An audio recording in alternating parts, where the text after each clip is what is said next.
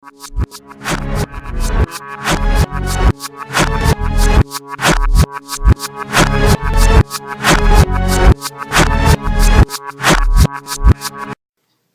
up, guys? Rone here. Rone's on Fit. Crap. Sorry. Chewing on my plastic straws. It's very addicting. Anyway, we'll start over. Rone here, RonesOnFitness.com.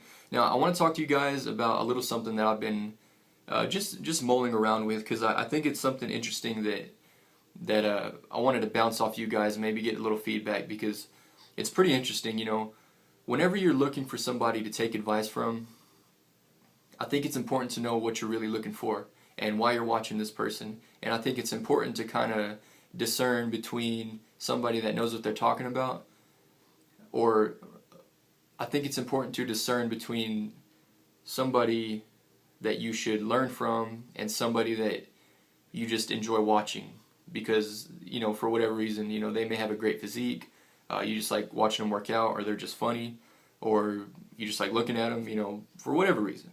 But I think I think it's important, because a lot of guys, especially a lot of my subscribers, I know I get a lot of questions from you guys, and I really try to help you out and point you in the right direction, whether it be from, you know, going on different cycles, or workout tips, diet tips, and all that.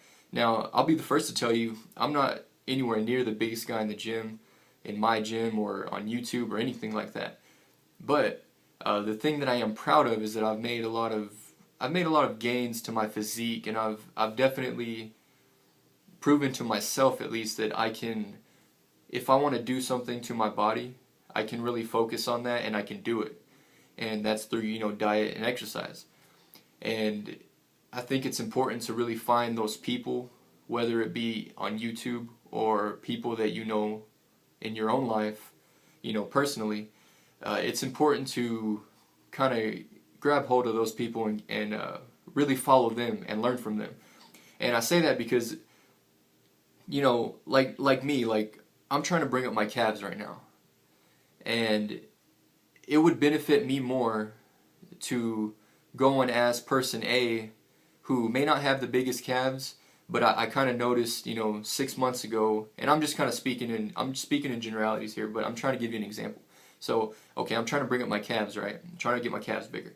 So I noticed this guy in the gym, you know, 6 months ago, he kind of has the same build as me, almost to the T. So I kind of notice him a lot, because I can't help but notice how much we're very similar.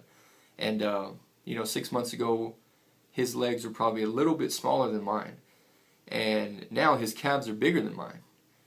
And I'm not going to go ahead and assume that, you know, steroids aside, let me make that clear. Steroids aside, you have to put in the work, and you have to know what you're doing in order for things to grow, in order for muscles to grow. You have to know how to eat, you have to know how to train. So before anyone says that, you know, whether or not he did that or not, or he went on gear or not, he has to know what he's doing. So that's somebody that I want to ask questions. You know, that's somebody that I want to get in their head. I want to know what they were doing. I want to know how they were training, how many times, you know, frequency, volume, what you were eating, you know, how much were you resting between workouts.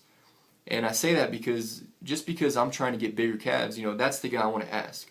I don't necessarily want to go and ask the biggest guy in the gym who may have been born with, you know, huge 20-inch calves, and he could never work them out. And I'm sure everyone sees those people, you know. Calves especially are very, I mean, I think they very much favor the genetically blessed.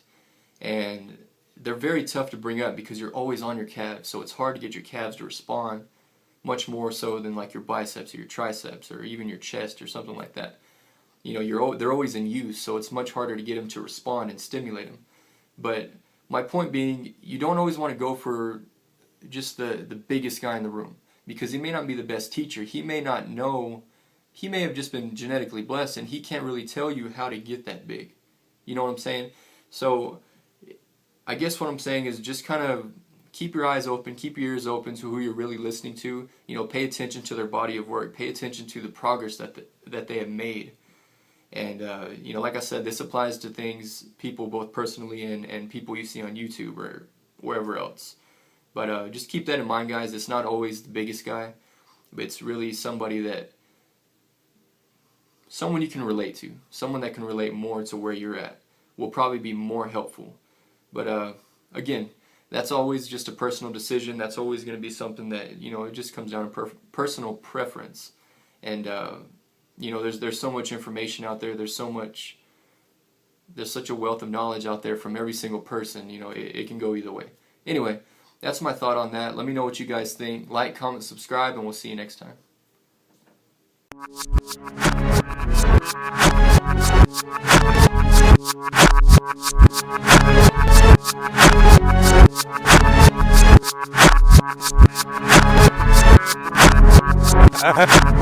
And say this. Oh, my mouth is nice, all those you.